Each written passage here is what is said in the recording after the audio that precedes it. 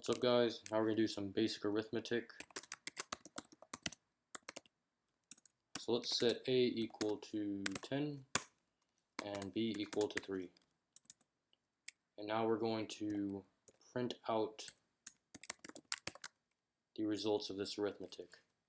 So we'll say print A plus B, that's just addition. Print A minus B, subtraction.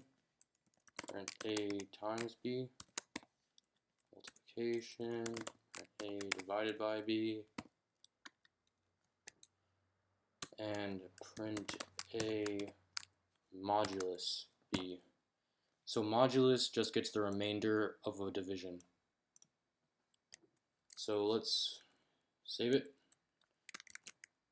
and run it. So A plus B, 10 plus 3 is 13. 10 minus 3 is 7. 10 times 3 is 30.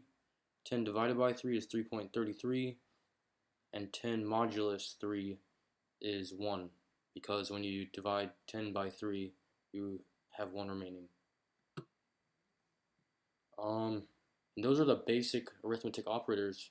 So let's keep it moving.